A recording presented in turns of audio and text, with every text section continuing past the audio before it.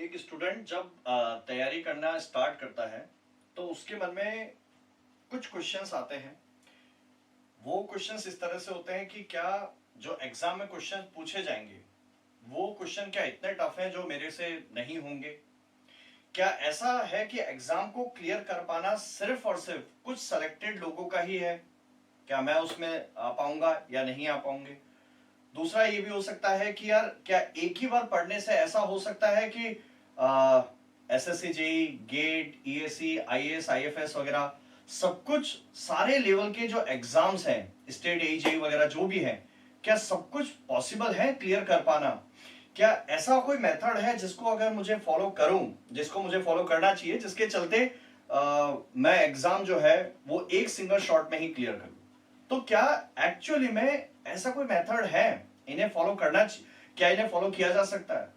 तो बच्चों मैं इस बात को बिल्कुल आपसे कहूंगा कि ऐसा मेथड है, इस तरीके का पॉसिबल किया जा सकता है। और मैं इतने सालों में बच्चों के साथ में जब कनेक्ट हुआ हूं तो बिल्कुल ऐसा पॉसिबल होते हुए भी देखता हूं कि जिसमें बच्चा एक ही बार पढ़ता है और उसके साथ में वो सारे लेवल के क्वेश्चन सॉल्व करता है।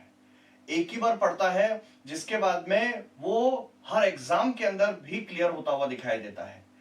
एक ही बार पढ़ने पर ये भी कहेंगे कि हाँ उसको कंसेप्ट्स वगैरह प्रिपेयर उसके अच्छे होते हुए दिखाई देंगे। मैं खुद इसके लिए तैयारी जब किया अपने टाइम में, तब आज से 12 साल पहले खुद के ऊपर अप्लाई करके देखा था, जो मैंने खुद अपने लिए मेथड बनाया था। और उसके बाद में जब टीचिंग लाइन स्टार्ट करी, जिसमें कि आज मुझे 11 साल हो चुके हैं, तो उसमें यही एक मेथड है जिसको मैं सभी स्टूडेंट्स के साथ में अलग अलग जगह पर अलग अलग प्लेटफॉर्म पे शेयर करता रहा हूं। मैं पिछले 11 साल से जो टीचिंग में हूं तो उसमें काफी बड़े बड़े प्लेटफॉर्म्स हैं जिन पे मैं रहा हूं और वहां पर मैंने सब्जेक्ट्स को पढ़ाया और कई सारे सब्जेक्ट्स हैं जिनको टच करने की कोशिश करी। और उसके बाद में जब ऐसा कॉन्फिडेंस आने लगा कि हाँ हम लोग सारे ही सब्जेक्ट्स के साथ में मैं आप लोगों के साथ में कनेक्ट हो सकता हूं, और जिस मेथड के ऊपर मेरा इतना भरोसा था मैं उसी मेथड के साथ में आप लोगों के साथ में भी कनेक्ट हो सकता हूं एक नए प्लेटफॉर्म पर अपने ही नाम के साथ में। तो ये सासुदी प्लेटफॉर्म स्टार्ट किया और यहां मैं अब आप लोगों को उस मेथड के साथ में जब मैं यहां पे कनेक्ट हो रहा हूं तो उसी को थोड़ा सा अच्छे वे में लाने के लिए एक और तरीका लेके आता हूं, और वो है ऑफलाइन क्लासेस का। मैं फाउंडर ऑफ सासुदी प्लेटफॉर्म दुष्यंत आप लोगों के साथ में कनेक्ट होता हूं इन्हीं सब क्वेश्चंस के साथ में, और ये देखने के लिए कि क्या अगर ये सब सोच कि अगर आपके मन में इस टाइप के कोई क्वेश्चंस हैं तो उन क्वेश्चंस का हम लोग कैसे सॉल्व कर सकते हैं, और आपका भी नाम या जो एक स्टूडेंट का जो एग्जाम के लिए जो फॉर्म फिल करता है तो उसके मन में एक ही थॉट होता है कि यार मेरा नाम भी उस लिस्ट में आए। मैं ये भी नहीं कहता कि यार मैं वो लाइन नहीं कहता कि हमें तो एक ही सीट की जरूरत है। बिल्कुल ये बात सही है कि एक ही सीट की जरूरत है, बट बेटा इसके अंदर सबसे खास बात ये होती है कि मेहनत आपकी होती है, बहुत ज्यादा मेहनत होती है। हाँ गाइड करने का काम मेरा होता है, प्रिपरेशन करवाने का काम मेरा होता है, बहुत सारी चीजें हैं। और ये भी मैं आपको बताता हूं कि ये जो टीचर का और स्टूडेंट का जो बॉन्ड होता है उसमें सबसे इजीली जो ये जिसके चलते ये टूटता हुआ दिखाई देता है और वो होता है फेथ का। क्या अगर वो फेथ नहीं रहता तो वो बहुत जल्दी टूट जाता है, बहुत जल्दी टूटता है और फिर वहां पर चीजें बड़ी खराब होती भी जाती है।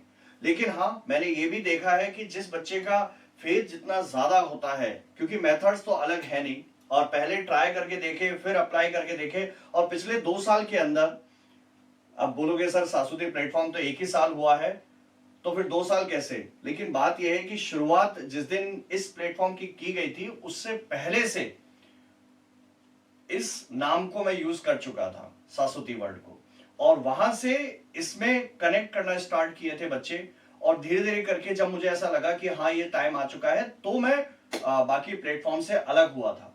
बट ये जरूर मैं कहूंगा कि हाँ उस मेथड को जब अप्लाई करके देखा तो पता लगा कि यार सच में आज भी वही सिंपल से मेथड्स है, बच्चे पढ़ते हैं तो निकलता है, सिलेक्शन बिल्कुल होता है, लेकिन उसके लिए एफर्ट्स तो देने पड़ेंगे बेटा, और वो सच में ही देने पड़ेंगे। और उसमें ऐसे एफर्ट्स नहीं चाहिए कि हाँ ठीक है मैं सर रात दिन देने के लिए रेडी हूं बिल्कुल पढ़ने के लिए, क्योंकि उसमें कई सारी चीजें ऐसी होंगी जो कि कभी कभी आपके फेवर में नहीं हो पाएंगी, कभी कभी सर्कमस्टांसेस ऐसे क्रिएट हो जाएंगे कि जो हमें लगेगा कि ये शायद अब कुछ नहीं हुआ, लेकिन ये फेथ आपको रखना होगा कि यार हाँ, ये तरीका ऐसा है जिसमें सिलेक्शन होता है। और ये बात को मैं आप लोगों को कॉन्फिडेंटली कह सकता हूं कि हाँ, एक ही बार पढ़ना होता है और उसमें सिलेक्शन भी होता है।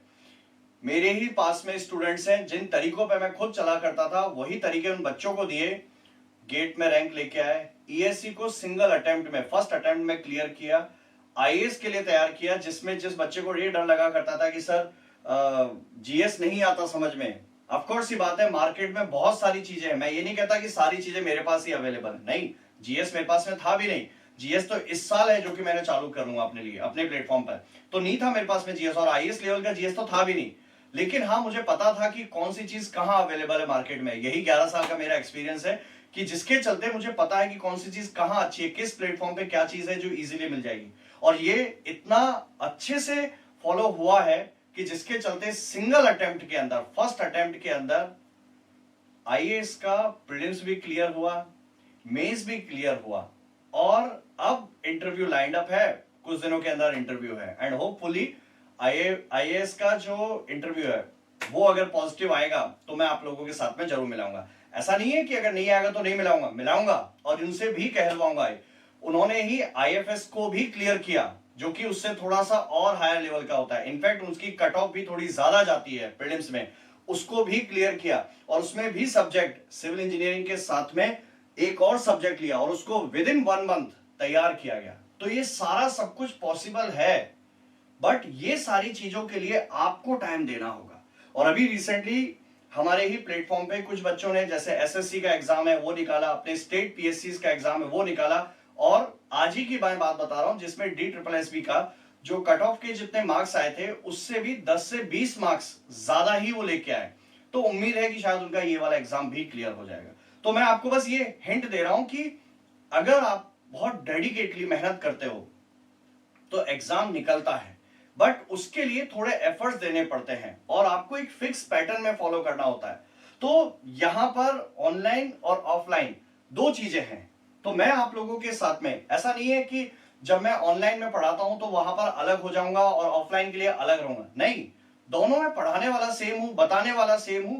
बट यहां जो थोड़ा सा डिफरेंस आता है वो ये कि जैसे ही मैं ऑफलाइन में आ जाता हूं तो वहां पर मैं बच्चे को डायरेक्टली कांटेक्ट कर लेता हूं और बच्चे के साथ में डायरेक्टली उसको बता सकता हूं कि यार क्या सच में तुमको समझ में आया या नहीं आया, या उस चीज का जो डर होता है, कई बार ऐसे डाउट्स होते हैं, हेजिटेशंस होते हैं चीजों के साथ में कि जिसको बच्चा जवाब नहीं दे पाता है या पूछ नहीं पाता है कि यार क्या मुझे पूछना चाहिए नहीं पूछना चाहिए, वो सारी चीजों को हम लोग कंफर्टेबली यहां ऑफलाइन में डिस्कस कर सकते हैं।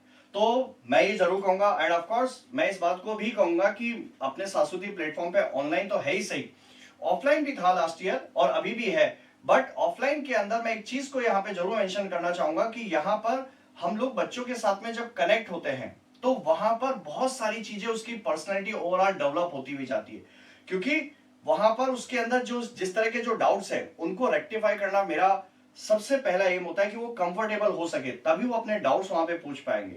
क्योंकि मेथड एक ही है, ऐसा तो है नहीं कि किसी एक सब्जेक्ट में अलग है दूसरे सब्जेक्ट को अलग पढ़ना, नहीं, पढ़ा एक ही तरीके से जाता है। अगर वो एक ही तरीके से पढ़ा जाता है तो मुझे वो बस तरीका सिखाना होता है कि कैसे वो तरीका है, किस तरीके से आपको चीजों को देखना चाहिए, क्वेश्चंस को कैसे अप्रोच करना चाहिए, कंसेप्ट्स को कैसे बिल्ड करना चाहिए, कहां से उसको बिल्ड करना चाहिए, किस तरह से, अगर नेट से भी सर्च करना है तो कैसे करना चाहिए, ये सारी चीजें हैं। कुछ एडवांटेज भी है ऑफलाइन के, कुछ डिसएडवांटेज भी है, सेम ऑनलाइन ऑफलाइन दोनों के हैं, ठीक है। तो उन्हीं सबके साथ में मैं आप लोगों के साथ में आज ये कनेक्ट हुआ हूं यहाँ पे, और यहाँ पर ये कुछ पॉइंट्स भी हैं जो मैंने हाईलाइट भी किए हैं। और ऑफ कोर्स ये बात है कि जो मेरा टीचिंग लाइन का 11 साल के अंदर 8 से 9 साल तक का जो टाइम रहा है, और 1 साल और भी जोड़ दो तो लगभग 9 साल के आसपास का टाइम जो रहा है वो ऑफलाइन में ही रहा है। तो वहां पर मेरे पास में जो बच्चों का एक्सपीरियंस मेरे पास में जो मुझे फील हुआ वो मैंने यहाँ पे लिस्ट आउट करने की कोशिश करी है। इसके अंदर सबसे पहला ये कि वहां पर एक स्टूडेंट्स का टीचर्स के साथ में बॉन्डिंग बनती है, कि वहां इस बात को फील कर पाते कि यार इस स्टूडेंट का कौन सा पोर्शन को हमें स्ट्रॉन्ग बनाने की जरूरत है। हो सकता है कि किसी स्टूडेंट को कोई सब्जेक्ट समझने में दिक्कत आती है, कैलकुलेशन में दिक्कत आती है, तो उसे रेक्टिफाई करने का काम मेरा ही होता है कि मैं उसको बताता हूं कि यार आपको कैलकुलेशन पार्ट बहुत छोटी सी चीज है, कभी कभी लिखने में कैलकुलेटर को जब सॉल्व करके लिखते हैं तो उसको पुट करते करते गलती हो जाती है। जैसे एक स्टूडेंट थे हमारे जो अब तो खैर ईएस है, वो उस समय उनके साथ में होता था कि क्वेश्चन सॉल्व करते थे और वो लिखते थे, अपना आंसर वगैरह था। और वो फिर मेरे पास में जब आए तो उन्होंने बोला कि सर मेरे को इसमें क्वेश्चंस के लिए जो था नंबर ऑफ क्वेश्चंस में ज्यादा अटेम्प्ट नहीं कर पा रहा, पिछले साल भी मैंने ईएससी मेंस दिया था और इस बार भी दे रहा हूं बट नहीं हुआ था। तो उनको बस मैंने इतना सा कहा था कि आपको क्लास में ऑब्जर्व किया था हमने और उसमें एक छोटा सा करेक्शन है, आप कोई भी कैलकुलेशन जो करते हो वो 2 बार कर रहे हो, ऐसा क्यों? तो बोला सर कि मुझे कॉन्फिडेंस नहीं आता। ये छोटी सी बात थी बट मैंने कहा था कि आज के बाद में मेक ए रूल कि आज के बाद हम लोग हमेशा सिर्फ एक ही बार सॉल्व करेंगे। बहुत छोटी सी लाइन थी लेकिन उसको जैसे ही उन्होंने अप्लाई करना चालू किया तो उनको टाइम कुछ सेकंड्स कुछ मिनट्स बनने चालू हुए, क्वेश्चंस का टाइम मिला बढ़ा और उसके बाद में नंबर ऑफ क्वेश्चन ज्यादा अटेम्प्ट हुए और वो सेलेक्ट हो गए। ये एक्चुअल में कहानी थी क्योंकि ऑफ कोर्स ये बात है थैंक्स टू बिगर प्लेटफॉर्म जिन पे मुझे ये सारी चीजें ट्राई करने का मौका मिला और वहां पर मैंने बहुत सारे सब्जेक्ट्स को पढ़ाने का मौका मिला। तो ये सारी चीजें ऑफ कोर्स वहां पर बिना उनके सपोर्ट के नहीं हो पाती, इतने सारे सब्जेक्ट्स या इतनी सारे एक्सपीरियंस जो बच्चों के साथ में हो पाया है वहां पे, ठीक है। और इसके साथ में यहाँ जो है उसमें समझ में आता है कि उनके इमोशंस कैसे चल रहे होते हैं। कभी कभी ऐसा होता है कि जब हम लोग सब्जेक्ट को जब डिस्कस करने लगते हैं तो ज्यादातर ऑफलाइन में बच्चे मुझे हैं वो स्टील स्ट्रक्चर्स के नाम से ही जानते हैं कि सर स्टील स्ट्रक्चर्स को डील करते हैं।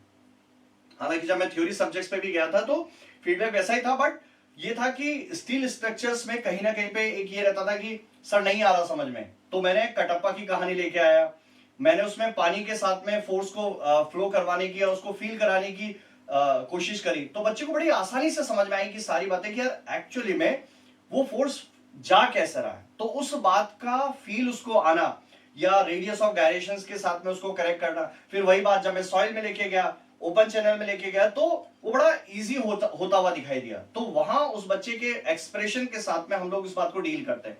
तो ये सारी चीजें थी जो मुझे ऑफलाइन में वहां पर मिली थी। हाँ इसमें सबसे ज्यादा एक पॉइंट था जो सबसे ज्यादा हाईलाइट हुआ और सबसे ज्यादा रिक्वायर्ड भी होता है बच्चों को, वो है रिवीजन।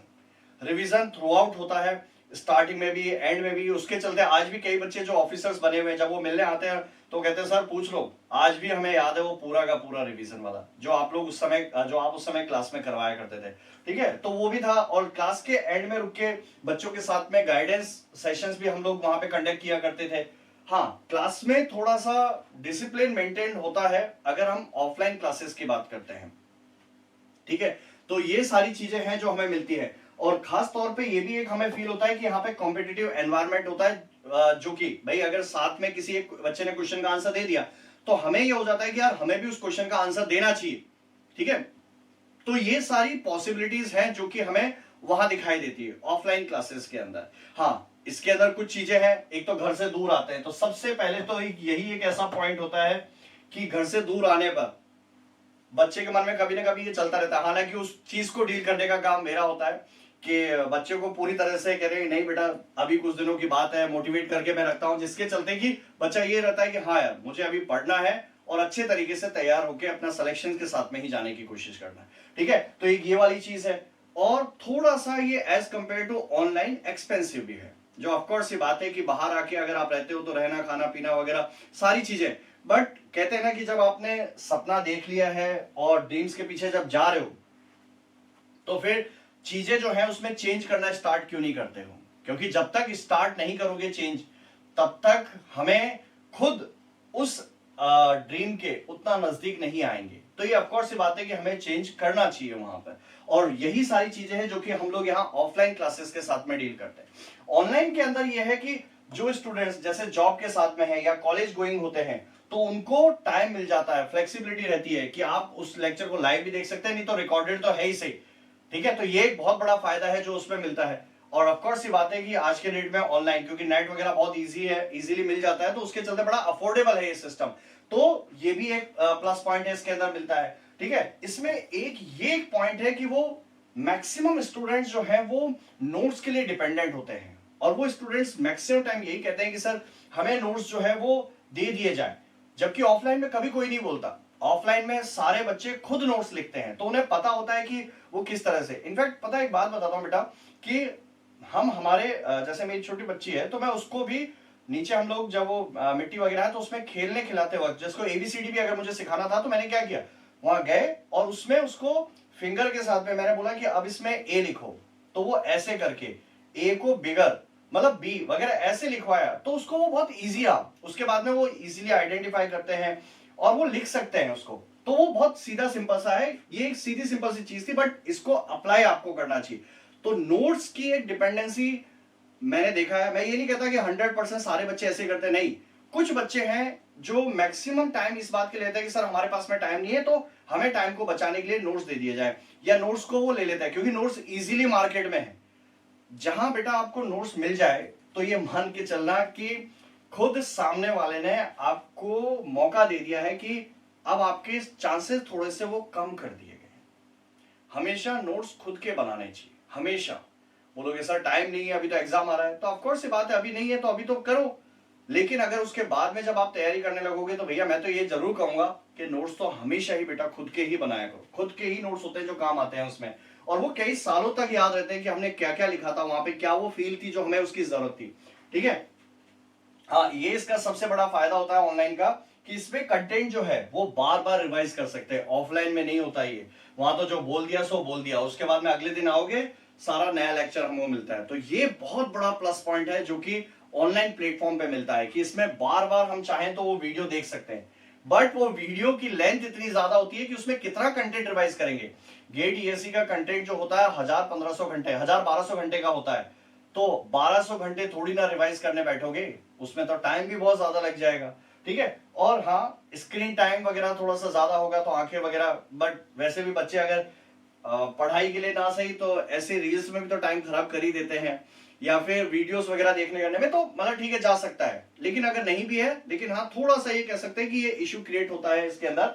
ठीक है, और मुझे जो एक तरह से वहां पे जो जरूरत होती है वो होती है फील, कि यार वो फील थोड़ी सी मिस होती है, कि बच्चे को जब तक वो कहते हैं ना रिवीजन के लिए लाउडली वो बोलता नहीं है, तब तक उसको कैसे हम लोग बोले कि यार ये सारी चीजें उसके माइंड में जा चुका है। तो ऑफकोर्स सी बात है, ऑफलाइन प्लेटफॉर्म और ऑनलाइन प्लेटफॉर्म दोनों अलग अलग है, कुछ एडवांटेजेस है कुछ डिसएडवांटेजेस है। ठीक है, अब ये सारा कंपैरिजन मैंने क्यों किया, ये कंपैरिजन सिर्फ इस बात के लिए है कि आपको दो जोन मैंने दिखाए हैं यहां पे। ठीक है, अब इसमें मैं क्या कर रहा हूं वो बताता हूं। ठीक है बेटा, यहां पर मैं सीधा सिंपल सा एक चीज है कि जो भी कोई मेरे पास में यहाँ पे शाश्वती जो ऑफलाइन क्लासेस के लिए आता है स्टूडेंट, ठीक है, उन सभी स्टूडेंट्स को ऑफलाइन के साथ में ऑनलाइन भी मैं उनको वहां पे प्रोवाइड करूंगा।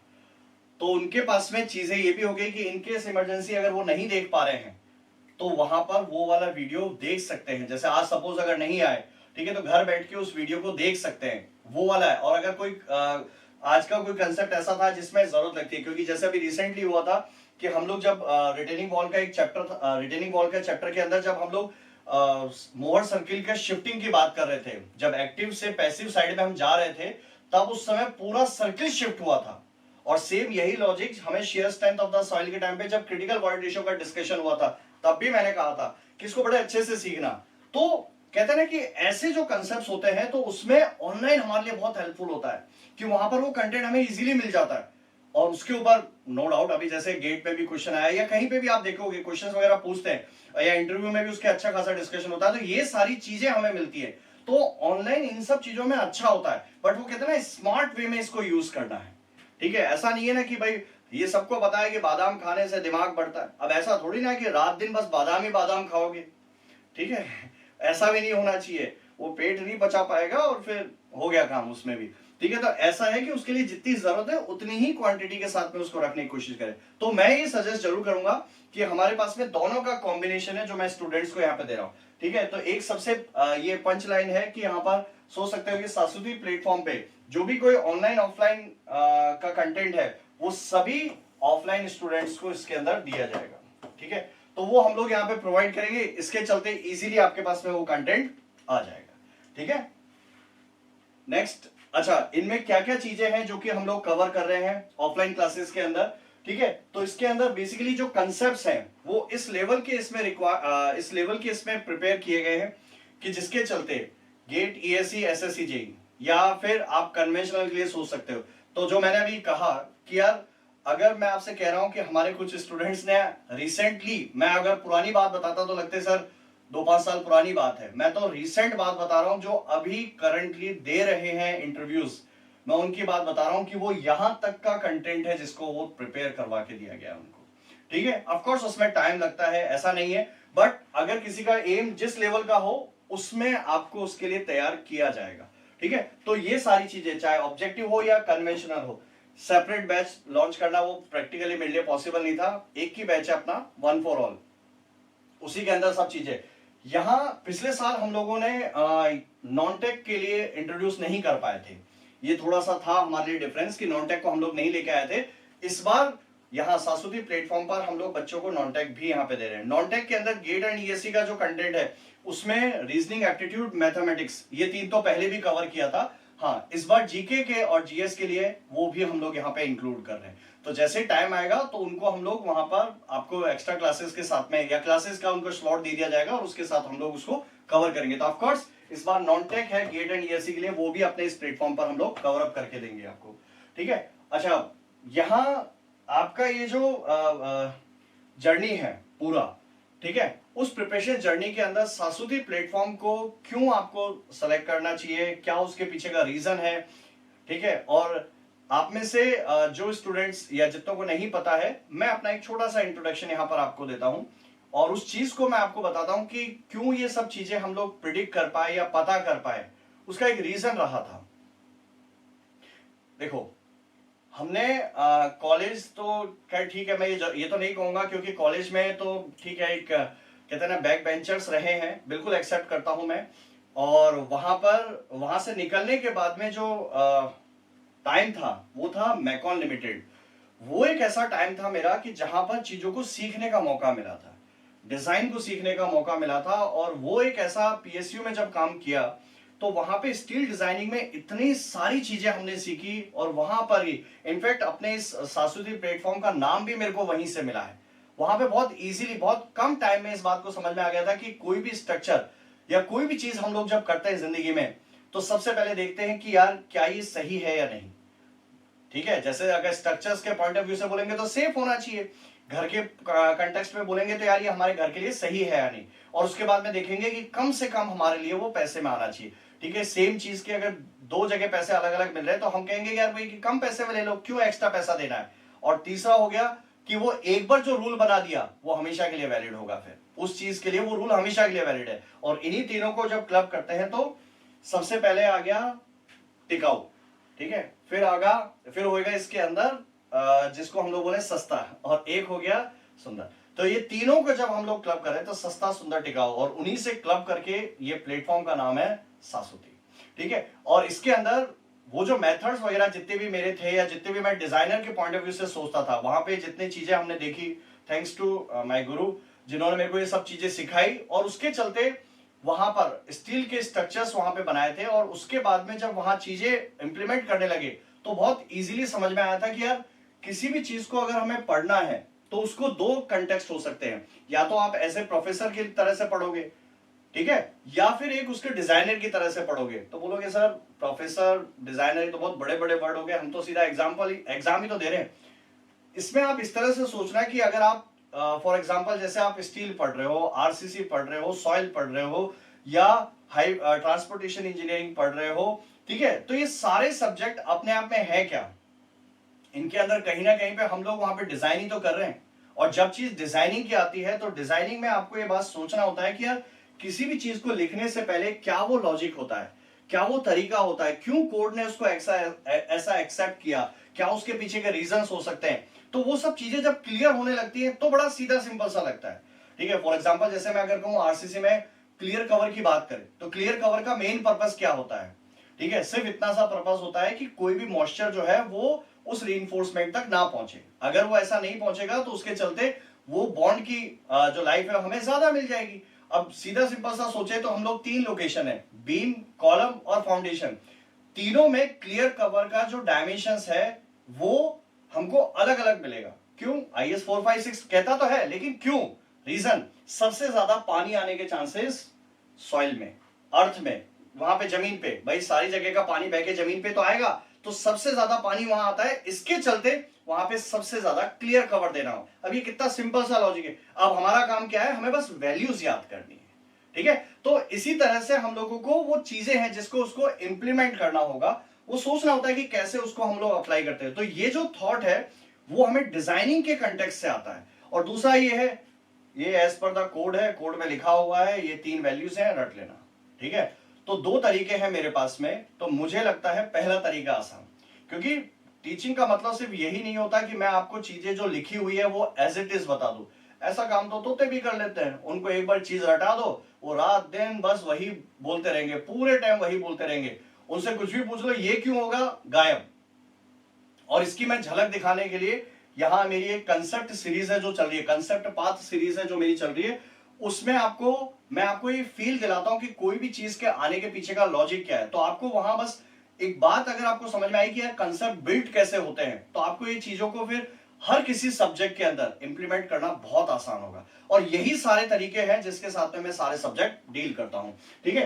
तो यहां पर मैं रहा आईआईटी बॉम्बे से, उसके बाद में मैकॉन लिमिटेड, और फिर अपने ही कुछ टाइम के अंदर जब सेल्फ प्रिपरेशन जब वहां पे करी, तो उसके बाद में यूपीएससी से सेलेक्ट हुआ था मिनिस्ट्री ऑफ ट्रांसपोर्टेशन में, लाइट हाउस डिपार्टमेंट था, लेकिन ज्यादा दिनों तक वहां रहा नहीं, और टीचिंग लाइन मुझे खींच के वापस से लेके आ गई अपने पास में, और फिर 11 साल तक कंटिन्यूअसली बच्चों को पढ़ा रहे, और अभी भी अपना प्लेटफॉर्म है, तो यहां पर भी हम लोग कंटिन्यू हैं बच्चों के साथ में, ठीक है। आप लोग हमारे इस ऑफलाइन सेंटर को ज्वाइन कर सकते हो। मैं आपको इसकी लोकेशन, ये सरस्वती क्लासेस, गली नंबर 5, कुसुम विहार, विद्याधर नगर, जगतपुरा, जयपुर, या तो ये, नहीं तो ये मैप में भी आप देख सकते हो। तो इसके लिए ये हो गया रेलवे स्टेशन, एयरपोर्ट, ठीक है, और उसके बहुत ही नजदीक में ये है, पास में एक कॉलेज भी है यहाँ पे, ठीक है। तो कह सकते हैं कि ये सरस्वती क्लासेस का जो नई लोकेशन है वो एक तरह से काफी नजदीक है, और मेन रोड से कनेक्टिविटी भी यहाँ पर काफी अच्छी खासी है, ठीक है।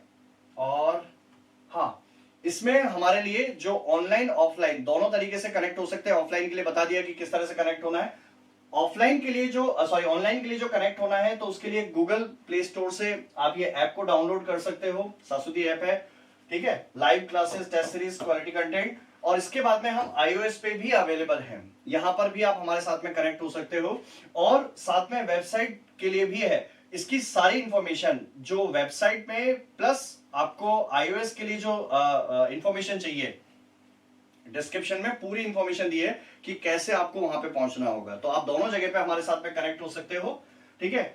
ऑफलाइन क्लासेस की जो टाइमिंग है, वो टाइमिंग मंडे टू फ्राइडे जो रखी गई है, that is 5 PM to 8:30 PM, 3.5 घंटे का स्लॉट है, ठीक है। और सैटरडे संडे, क्योंकि ऑफकोर्स ये बात है, अगर सिर्फ 3.5 घंटे मैंने क्लासेस लिए और एक ही सब्जेक्ट अगर रन किया तो नहीं हो पाएगा टाइम, इसलिए हम लोग यहाँ पर आपको 2 सैटरडे संडे जो होगा उस दिन ये स्लॉट देंगे, 9 AM टू 5:30, ठीक है। तो 2 स्लॉट है, उसमें अच्छा खासा ही आपके लिए टाइम इसमें निकाल सकते हैं। और अगर फर्दर इंफॉर्मेशन चाहिए तो आप ये 2 नंबर हैं, इन पे कॉल करना, आपको ये सारी इंफॉर्मेशन वहां पे मिल जाएगी, ठीक है। अच्छा, इसमें एक चीज है, मैं आपको यहाँ पे इस चीज को यहाँ पे बताता हूँ कि कोर्स के रिगार्डिंग ये चीज को मैं अब यहीं पे मेंशन कर देता हूँ। हम लोग बेटा जो भी कोई स्टूडेंट जैसे हमारे प्लेटफॉर्म पे आता है, ठीक है, ऑफलाइन स्टूडेंट्स जो ऑफलाइन के लिए अगर एनरोल करते हैं, तो हमारे पास में ऑनलाइन में ऑलरेडी हमने सारे कोर्सेज करा रखे हैं। एक सब्जेक्ट है जिसको हमें डिटेल से और कवर करने की जरूरत है, और वो है एनवायरमेंटल इंजीनियरिंग, ठीक है, जिसको हम लोग स्टार्ट करें, इनफैक्ट शुरुआत ही उससे किया जा रहा है, 10 तारीख को शुरुआत ही हमारे लिए वही है, ठीक है। और इसके अलावा सारे सब्जेक्ट रिकॉर्डेड, जिस दिन बच्चा ऑफलाइन क्लासेस के लिए एनरोल होगा उसी दिन उसको ऑनलाइन का भी सब्सक्रिप्शन दिया जाएगा, ठीक है। उसको एक कोड वगैरह के साथ में वहीं पे हम लोग हाथों हाथ करवाएंगे उसमें, और वो फीस वगैरह उसी में इंक्लूडेड होती है, ठीक है। तो वो जैसे ही उसमें एनरोल करेगा तो उसको पहले दिन ही वहां पर टोटल 12 में से 11 सब्जेक्ट ऑन द स्पॉट मिल जाएंगे, तो उसके पास में सारा कोर्स हो गया। और ये जो एनवायरमेंटल एक इंजीनियरिंग है वो साथ साथ में डिटेल में है, शॉर्ट में तो था ही सी, बट मेरे को डिटेल में देना था, तो इसके चलते ये वाला साथ साथ अटेंड कर सकते हैं। तो इन शॉर्ट आपके पास में सारे सब्जेक्ट पहले दिन से ही अवेलेबल है, ठीक है।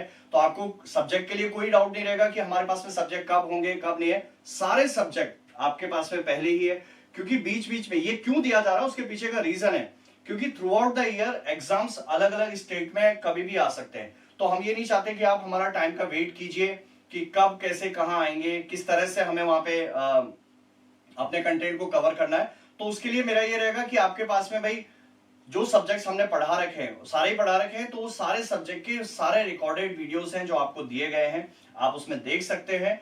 ठीक है भाई, एग्जाम आ रहा है तो आप जल्दी से देख लीजिए, फास्ट फॉरवर्ड करके देख लीजिए, क्योंकि मंडे टू फ्राइडे का जो टाइम है उसमें आपके पास, मैं तो सिर्फ 3.5 घंटे कंज्यूम कर रहा हूं, बट हाँ उसके साथ में पीवाईक्यूज का डिस्कशन है वो तो है ही सही, बट आपके पास में सिर्फ कुछ ही टाइम तो है। मतलब जो टाइम अगर आपको मिल रहा है और आपको ऐसा लग रहा है कि नहीं सर मुझे अभी मैं जल्दी जल्दी में जैसे एसएससी के लिए अगर मैं देना चाहता हूं, तो उस एसएससी के लिए मेरे को टेक्निकल कंटेंट तैयार करने की जरूरत है, तो उसके लिए सब्जेक्ट्स तो ऑलरेडी अवेलेबल हैं, आप उनसे गो थ्रू हो जाइए। ठीक है, तो सारे सब्जेक्ट आपको मिल जाएंगे वहां पे। और जो ऑफलाइन क्लासेस के साथ साथ सब्जेक्ट चलते चल रहे हैं, हाँ इसमें ये होगा कि जैसे ही ऑफलाइन क्लासेस में कंटेंट पढ़ाया जाएगा तो रिकॉर्डेड में से उसको हटा दिया जाएगा और ये नए लेक्चर्स उसमें इंक्लूड हो जाएंगे। ठीक है, तो इस तरीके से प्लान किया गया जिसके साथ में आप ऑफलाइन क्लासेस को कनेक्ट कर सकते हो। ठीक है, तो ये वो तरीका होगा बेटा जिसके साथ में मैं ऑफलाइन क्लासेस के थ्रू आप लोगों के साथ में कनेक्ट हूंगा। इसमें टीचर्स के लिए मैं एक चीज और बता देता हूं, ये भी एक थोड़ा सा डाउट हो सकता है आपका। ठीक है, तो टीचर्स में 3 सब्जेक्ट्स हैं जिनको हमारे दूसरे फैकल्टी हैं वो पढ़ाएंगे, नाम अभी मैं डिस्क्लोज नहीं करूंगा। ठीक है, बट वो आएंगे और वो 3 सब्जेक्ट है सोम, टॉस और ट्रांसपोर्टेशन। ठीक है, ये 3 सब्जेक्ट्स हैं, वो डिफरेंट फैकल्टी है वो पढ़ाएंगे। रेस्ट सब्जेक्ट्स मेरे हैं, मैं पढ़ाऊंगा। और मैथमेटिक्स, रीजनिंग, एप्टीट्यूड के लिए वीके सर हैं। जीके जीएस के लिए डिफरेंट फैकल्टी है, इनके भी नाम डिस्क्लोज नहीं करने क्योंकि कुछ चीजें हैं तो हम चाह रहे हैं कि उसको बाद में ही टाइम पे ही आपको बताया जाए। ठीक है, और ऑफकोर्स ये बात है जो भी टीचर को लेके आया जा रहा है कि उसमें यही उम्मीद की जा रही है, यही कोशिश की जा रही है कि आपको अच्छे ही टीचर्स दिए जाए। क्योंकि देखो हमारे इस प्लेटफॉर्म पे हमें भी इस बात की क्वालिटी को हमें मेंटेन करने की जरूरत है। और काफी सारी चीजें हुई तो कहते हैं ना कि उसमें सीखा है कि लास्ट ईयर अच्छा यार ये चीज को ऐसे करना चाहिए था, ये चीज को ऐसे करना चाहिए था। पहला साल था तो उसमें काफी सारी चीजों का हमें डाउट था। ठीक है, लेकिन अब हम लोग उन सब चीजों के साथ में आ चुके हैं, रेक्टिफाई कर चुके हैं उनको, तो हम लोग पहले के कंपैरिजन में बहुत ज्यादा कॉन्फिडेंट है कि हाँ अब ऐसी गलतियां तो नहीं होंगी जैसे पिछली बार हुई थी। तो उन्हीं सब चीजों के साथ में हम लोग कोशिश यही कर रहे हैं कि आप लोगों के साथ में ऑफलाइन क्लासेस के साथ में कनेक्ट हो सके। ठीक है, और आप लोग 10 तारीख को ये हमारा बैच है जो इंट्रोड्यूस हो रहा है। ठीक है, जहां से आपको कंसेप्ट्स हैं सारे के सारे यहां से प्रिपेयर करवाना स्टार्ट करेंगे, क्योंकि चेंज जो है वो तो यहीं से स्टार्ट होगा। मिलते हैं बच्चों आप लोगों से 10 तारीख को ऑफलाइन क्लासेस के अंदर। थैंक यू, नमस्कार, जय हिंद।